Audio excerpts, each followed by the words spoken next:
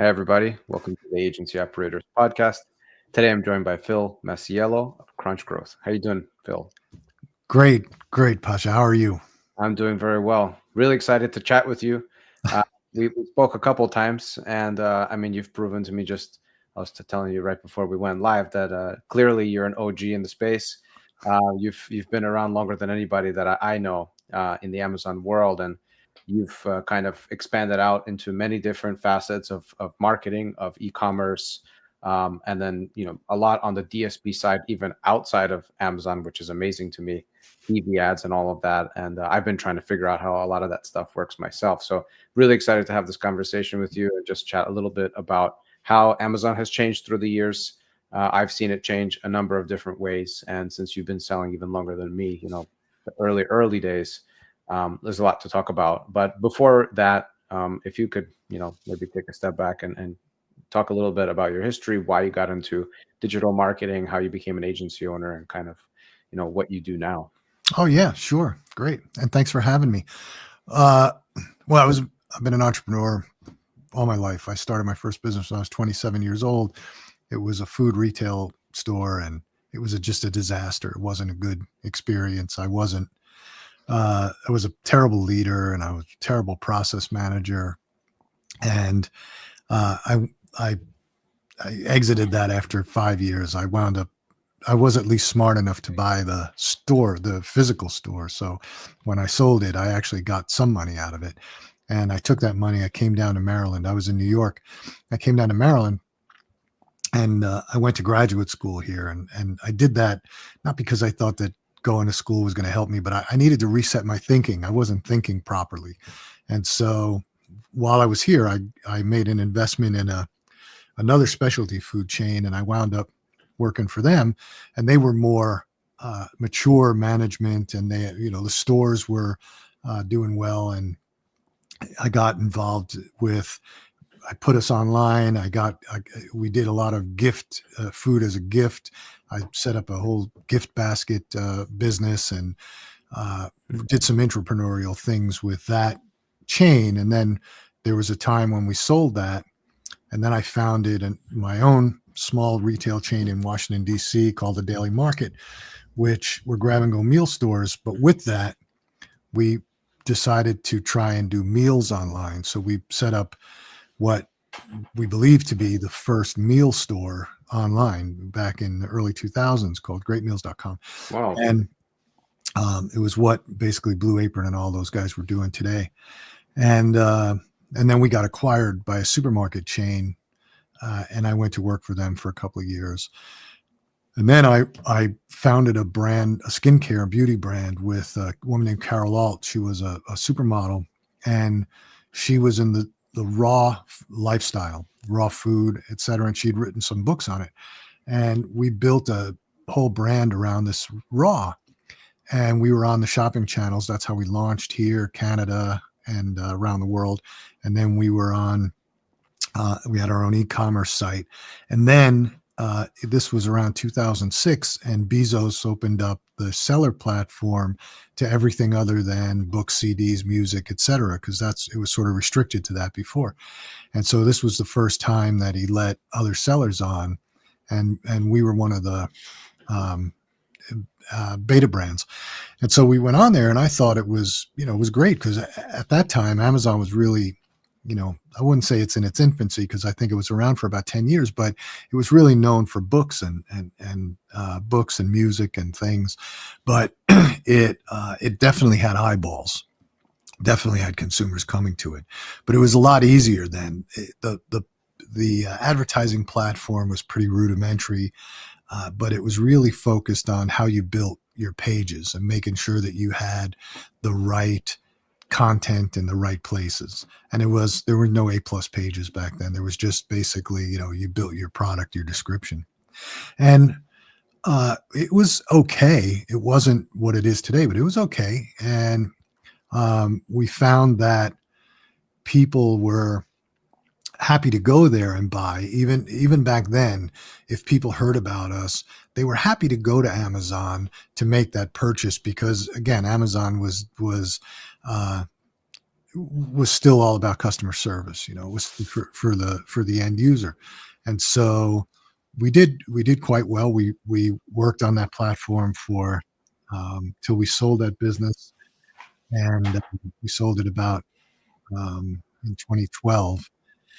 Then I had this idea to do a shaving brand. It was originally going to be part of the beauty brand. It was going to be for women, but while we were developing that whole piece and while we were getting involved, uh, we we wound up selling the company. And so, but I still wanted to pursue it. So, our partner in that, who we were talking to, was Energizer Corp at the time. They had two divisions. One was the battery division, and the other one was personal care. They spun the personal care off. It's now called Edgewell, and so they were supplying a razor, and I went to them after we sold, and I said, I want to do it. I still want to do the shaving brand. I want to do it men's and women's. And so we got an exclusive with them, and we started in the shaving business, and I put that on Amazon. And it was amazing because at that time just like it is today. It was all about ranking, and I was able to outrank uh, Gillette women's razor with our razor for almost a year. I held that ranking as number one position for a women's 5 blade razor, which was the number one search term. And and then, men's, we were up there. We were like in the top 5 constantly, and it was quite good. It was quite profitable. We weren't spending a tremendous amount on advertising, not like it is today. And we were FBA, and the fees were manageable, and so we were doing quite well. And there were some things that you were able to do back then that you really can't do today, as far as outreach to consumers. Um, you could never put your website address, but you could definitely build a branded email that went out through like a third party app. And customers weren't stupid. They knew they could just take your brand and look for it online. And so we were able to track, because what I wanted to do was, the flaw in the third party model that I always saw on marketplaces was, you don't own those customers. It's Amazon's customer, or Target's customer, or Walmart's customer. And so we were able to really go after trying to get those people to convert back to our brands. And we did that quite successfully for a while. And then we sold that business kind of prematurely. It just got a hot market. Dollar Shave Club came in, Harry's came in, and everybody wanted to be in the razor business, the shaving business. And so we wound up selling. And Edgewell came to me and said, "Hey, we don't do anything in the direct-to-consumer space. Can you help us? We need websites built to consumer facing. We need to understand how to sell on Amazon. We already sell to Amazon." So all these things came together, and I started helping them, and I put a team together. And that was sort of the beginning of the agency. I never planned to build an agency. It just sort of happened. And then I sat back after we were doing business with them for about a year, and I said, I don't want to be tied to just one major customer, because that's dangerous. So I started getting other customers. And today, it's true. We work on the entire e-commerce ecosystem. I look at Amazon today as more of a, um, a customer generator, Hmm. as opposed to trying to build the brand on Amazon, but trying to use it as an acquisition vehicle to get people back. And so we do that healthily for a lot of our brands, just because the costs and sometimes the aggravation, it's really difficult today. I think it's a little bit more difficult than it's been in the past. But we're always been brand builders. I don't work with resellers. None of our clients are resellers.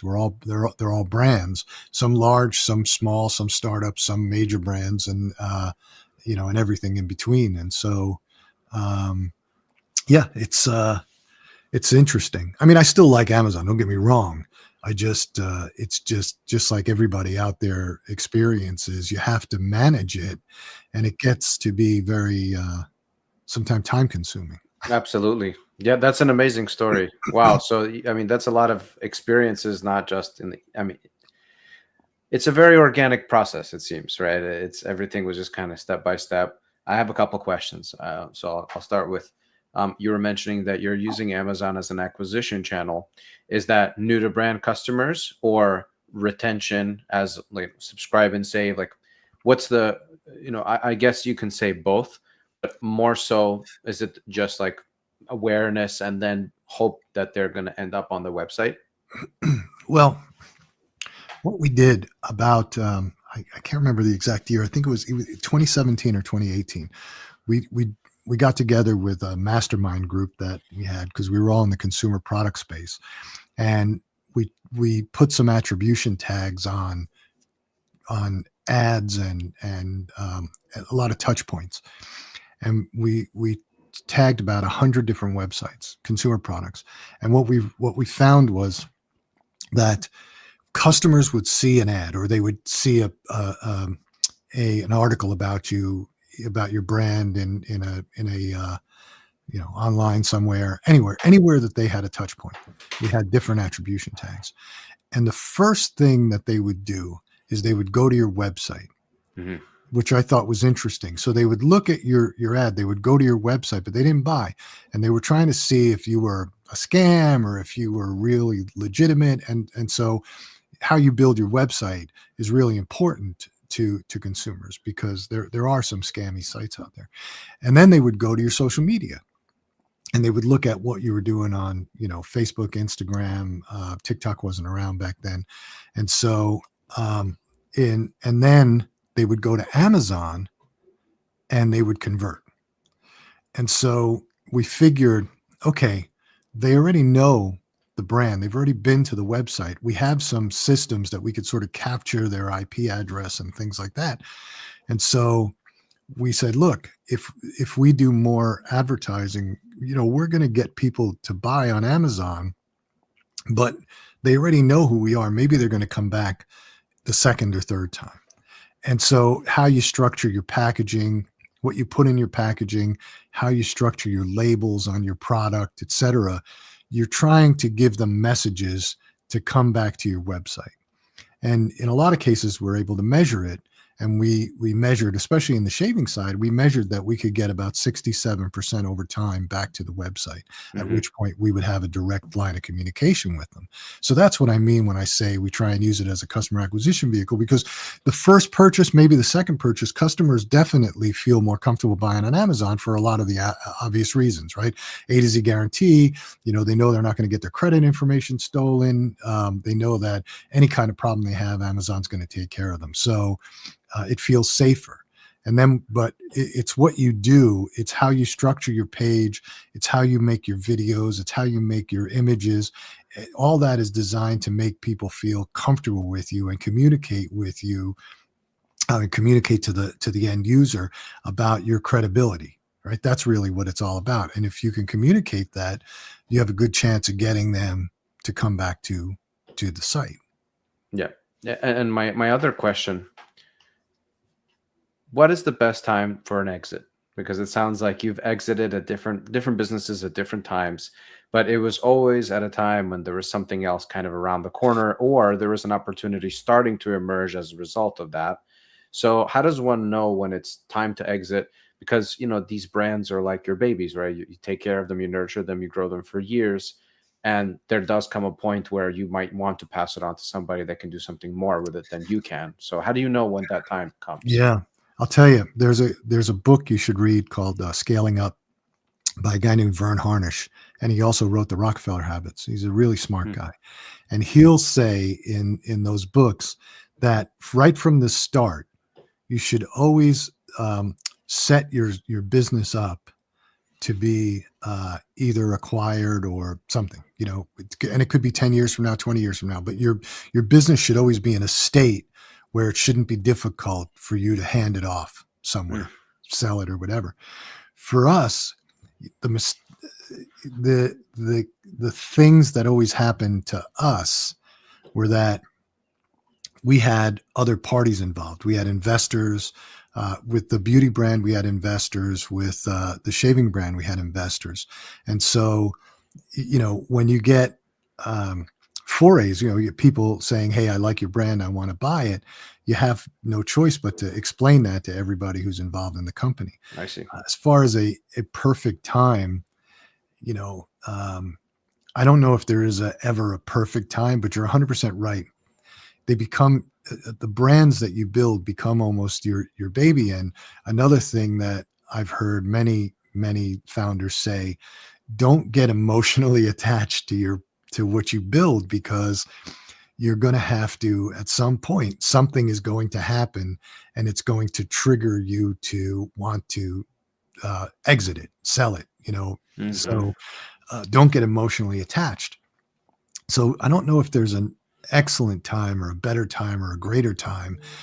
Sometimes people exit, like we have a lot of clients who exited because they just got tired of the struggle. They got tired of the Hmm. work, which to me is never the right thing to do, because that just means that that means you're tired, right? That means you're working too hard and you're not working on the right things. And we try and coach them through that. But, um, there's, I'll tell you this, and this is the truth, and you may have experienced it in your past.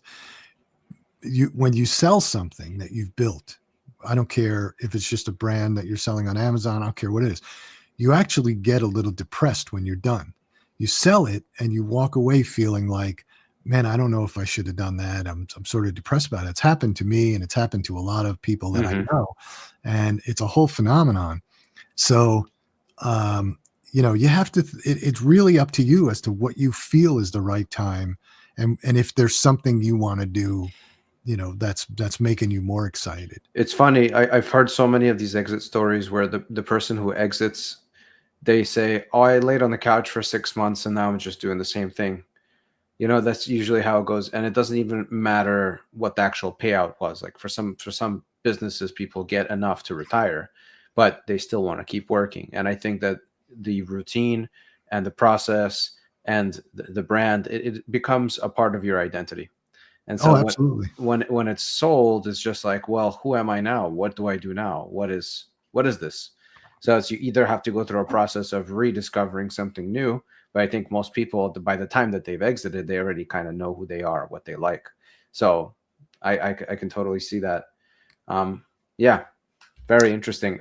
I think a big part of it for me also is like, okay, there are some problems or some obstacles that you're facing, but all of them can be solvable, right? Like you said, like one person might be tired.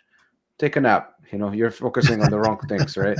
Okay, so maybe the next day I wake up, I'm not so tired anymore. I want to keep going. So that's like an emotional decision, or it's a structural decision. Then you have a cash flow problem, right? Oh, I can't grow the business because there's not enough money. Like it's not, there's, okay, you can find investors. And so you can probably go down the list. And so there's all these reasons why you should keep it and continue to grow it. And you can find solutions if you really want to pursue it. But then there's also just like the feeling of, well, maybe I just want to focus my time on something that's going to be more beneficial to me, or that I'm going to enjoy more. Maybe you don't love the business that you're in. You don't love the partners that you have. You don't, whatever. So there's a lot of reasons. And I think that it does seem that there is probably just like a point where you're like, I've had enough. Maybe there is some upside that I'm leaving on the table, but you're, I guess, aiming for the opportunity that there's something better around the corner. So you'll say, all right, I'll pass this up to open the space for the other thing, right? No question. I've spoken to probably, I don't know, 500-600 entrepreneurs in my life and interviewed them for my show and done different things. And I will tell you that they all say the same thing. It's not about the money. It's about the challenge and it's about the process. And that's what drives them more than anything. And sometimes every entrepreneur I've ever talked to in my lifetime at some point has hit a wall. They've Mm. hit a wall and they feel like they can't go any further, that they need some sort of regeneration. They're not thinking clearly. Even Bill Gates has said it. He got to a point where it was just sort of repetitive. And so those guys, there's some of those guys are the ones that exit too soon. They sell because they're tired. They have nothing left and they feel like they have nothing left. When they would probably be better off hiring a CEO for a period of time, taking off for 6 months, go and doing something a little bit different to come back and be regenerated. Mm. because every one of them who sold what I consider prematurely, myself included, has looked back on it a year later and said, "Oh, man, I should have done this with this brand. I should have done this." And not because, oh, it would have given me, I would have gotten 20 more million or 10 more million or 5 more million or whatever it is, $500,000. Doesn't matter. It was all because, well, I could have done something a little bit different and a little bit better. So, but every one of them, yeah, everybody goes through that little bit of depression where you sit around and you go, what am I going to do now? I just did this and it was fun, because to me, it's fun. I enjoy what I do now. I get up every day. I don't think it's a chore.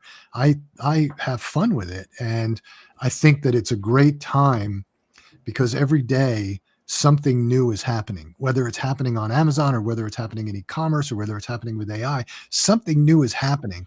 And I spend about an hour and a half, maybe 2 hours every morning, just reading or watching a video about something new.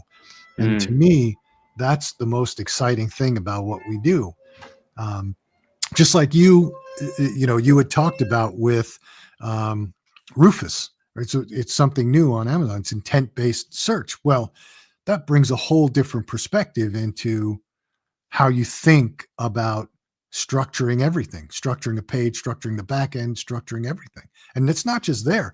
I mean, it's e-commerce as well. So to me, I look at Amazon, and I like Amazon, don't get me wrong. And we do business on Walmart.com and Target.com and all these other places. Obviously, none of them do what Amazon does, but it's just, to me, staying on top of it just energizes me. I don't know if I could ever stop. So Yeah. I mean, what we're experiencing right now is unlike any other time. I mean, sure. it's like, it's been a pretty steady progression, but right now things are exploding. And also, younger generations have access to tools that were not available previously. So the competition has increased along with the ability to do more.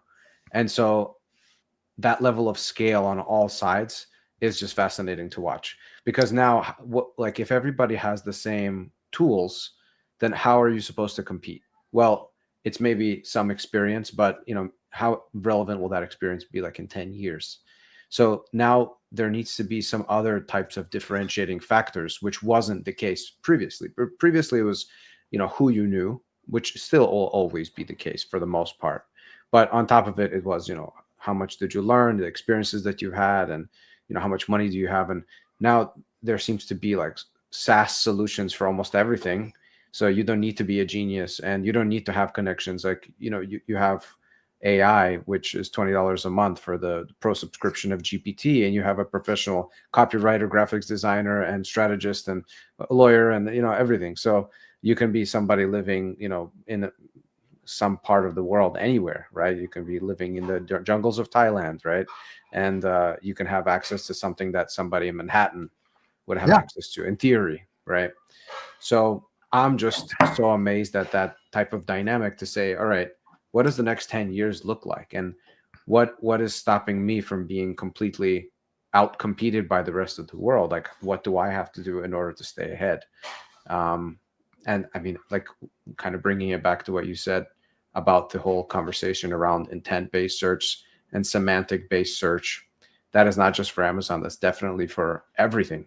It's for all types of searches, for the whole internet. And in some ways, it can make things a little bit more biased. Like you open social media, you're going to see the things that you agree with only, pretty much. So the algorithm kind of works in that type of way. But yeah, I don't know. I mean, Amazon has been a pretty steady progression, but now how it's changing, how e-commerce is changing, is like everyone's scratching their head. Nobody really knows. Well, one thing that I do know is that, and the reason that we only focus on consumer products primarily is because we understand consumers. I understand consumers. I've been studying consumers for 35 years of my life.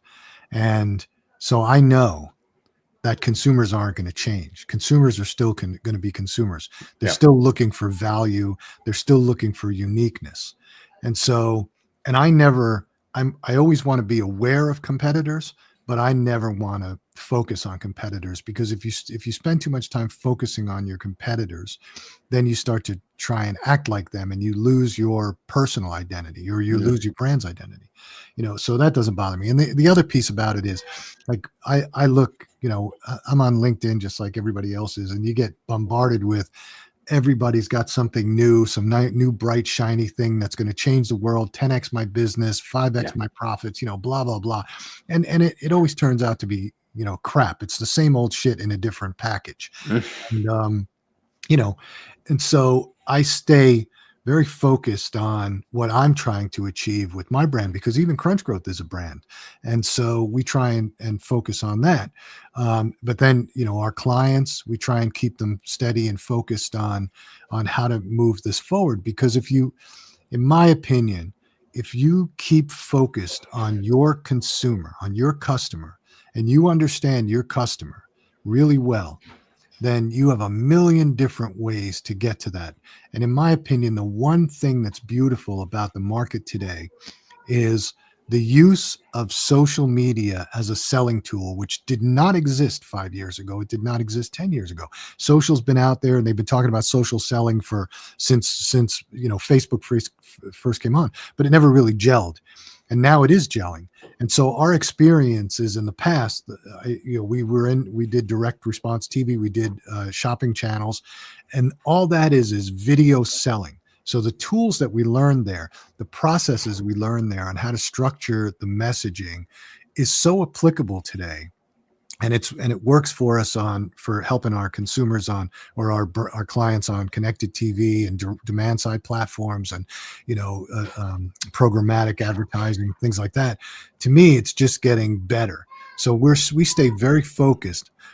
I will tell you that I try and test everything. People send us, tools that we test, and some are garbage, and some are, some have application. But I don't try and get hung up on, like, oh, this person has this, or this brand has this, or this company did this.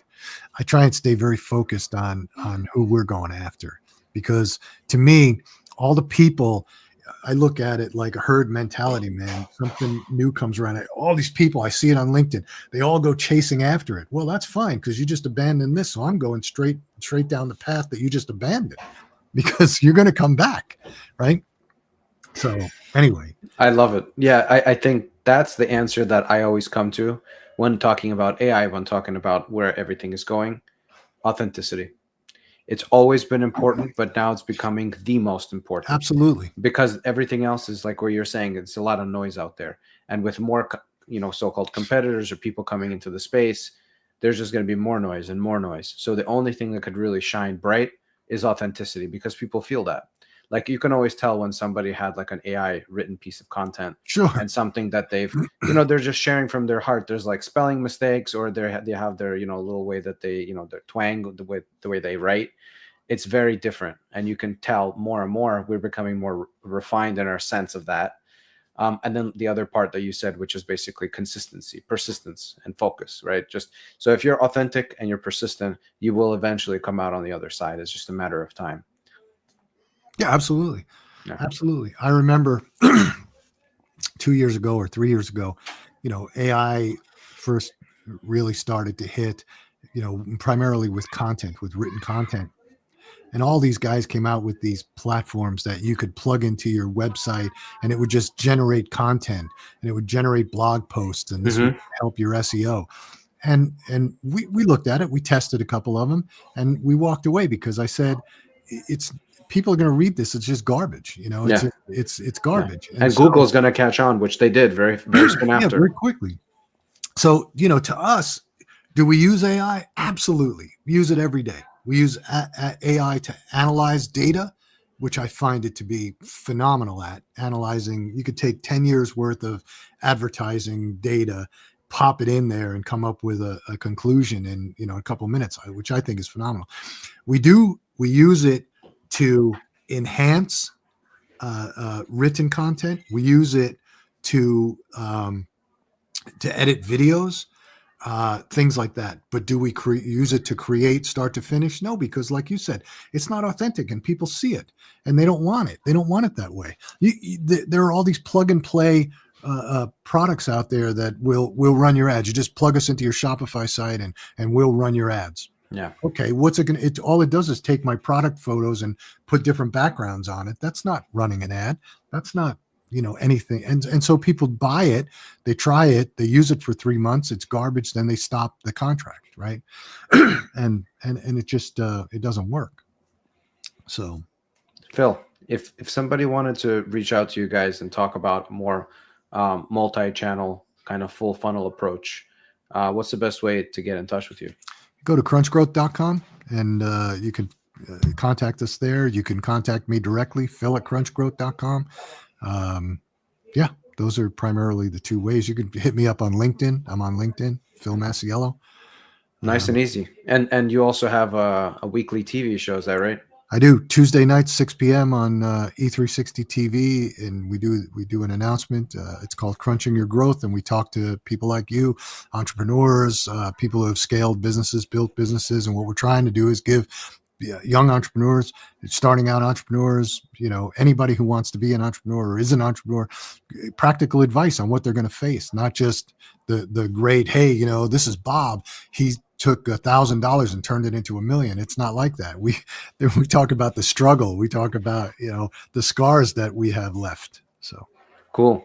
Well, thanks, Phil, for coming on and sharing these nuggets of gold. I really appreciate it. And thanks everyone for watching. Yep. Catch you on the next one. All righty.